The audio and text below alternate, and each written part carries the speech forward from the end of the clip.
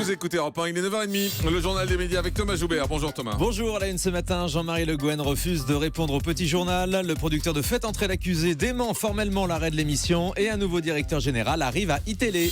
Et on commence avec les relations tendues entre Jean-Marie Le Guen, le secrétaire d'État chargé des relations avec le Parlement et le Petit Journal. Les équipes du Petit Journal ont suivi le déplacement de Manuel Valls en Israël ces derniers jours. Le Premier ministre était accompagné de Jean-Marie Le Guen, secrétaire d'État chargé des relations avec le Parlement. Ce n'est pas la première fois qu'il participe à un déplacement officiel à l'étranger.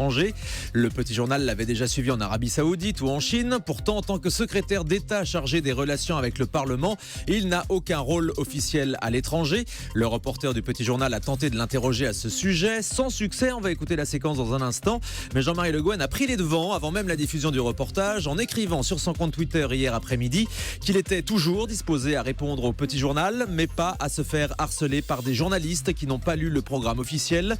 Puis il précise: cher Yann Barthès, je viendrai avec plaisir sur le plateau du Petit Journal pour vous expliquer mon travail de ministre. Écoutez donc ce qui s'est passé entre Jean-Marie Le Guen et le reporter du Petit Journal. Monsieur Le Guen, Monsieur tranquille. non mais est-ce que vous pouvez répondre juste à la question? On veut juste savoir la raison de votre présence ici. Allez. C'est la vôtre dont je me pose comme problème, comme présence. Mais pourquoi vous avez jamais de réponse à cette question? Parce que vous m'intéressez, vos questions n'ont pas d'intérêt, s'il vous plaît. Je suis en train de discuter avec une de vos consoeurs. Vous êtes secrétaire d'État, c'est les Français ont le droit de savoir pourquoi vous vous déplacez à l'étranger. Vous, les Français. Allez, monsieur. Alors pourquoi vous êtes ici? Et pourquoi vous êtes ici, vous? Vous avez rien d'autre à dire? C'est tout ce que vous faites comme journaliste? Non, on pose aussi d'autres questions, mais on veut savoir vous pourquoi vous êtes ici. Allez, vous êtes gentil, je vous réponds pas. Merci. Voilà, assez tendu, c'est le moins qu'on puisse dire. C'est une information exclusive. Le producteur de Faites entrer l'accusé dément l'arrêt de l'émission. Hier matin, l'émission Média de France Inter annonçait que France 2 avait décidé d'arrêter son émission de faits divers à la rentrée, mais le producteur de Faites entrer l'accusé, Christian Gérin, nous a formellement démenti cette information et pour cause, 13 numéros inédits ont déjà été commandés et tournés.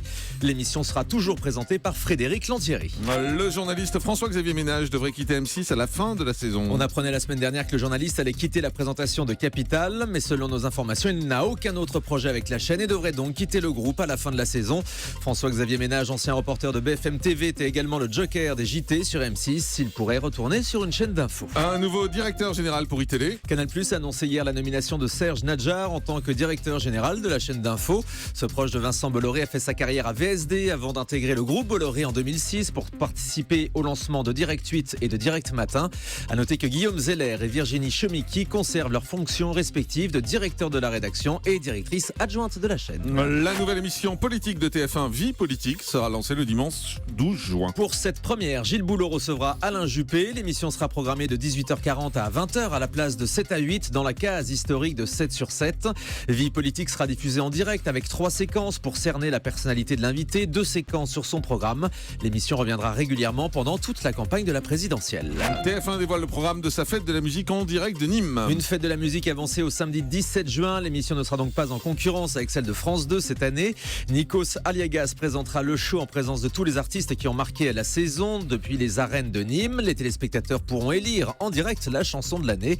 Parmi les artistes présents, Christophe Maé, Louane, Pascal Obispo, Patrick Bruel, Kenji Girac, Florent Pagny, Marc Lavoine, Patrick Juvet ou encore Slimane, le gagnant de The Voice. France 3 tourne un nouvel épisode de sa série Meurtre à. Et ce sera Meurtre à Strasbourg. Ce nouvel épisode mettra en scène la comédienne Hélène de Fougerolles et Jean-Baptiste Monnier qu'on avait découvert dans Les Choristes et qui a bien grandi depuis. L'intrigue se déroulera dans le milieu viticole pour résoudre le meurtre du propriétaire d'un prestigieux domaine. La série Meurtre A qui cartonne le samedi soir sur France 3. Oui, je vous rappelle que demain, la directrice de la fiction de France 3, Anne Almès, sera notre invitée sur Europe 1. Le groupe TF1 signe un accord avec les syndicats de producteurs français. Cet accord devrait permettre à la chaîne de mieux valoriser les œuvres qu'elle finance. Cela passe notamment par une durée d'exposition élargie des fictions françaises en replay, c'est-à-dire que les téléspectateurs pourront visionner les épisodes au-delà des 7 jours réglementaires. Dans le détail, TF1 pourra désormais produire en interne jusqu'à 26% de ses dépenses de création et obtenir donc des droits plus étendus auprès des sociétés de production indépendantes. Aux États-Unis, Bill Cosby pourrait être jugé au pénal pour agression sexuelle. À l'issue d'une audience préliminaire hier, la justice américaine a estimé que les accusations dont fait l'objet le comédien méritaient un procès. Bill Cosby sera donc bien jugé au pénal pour répondre des accusations de viol et d'agression sexuelle.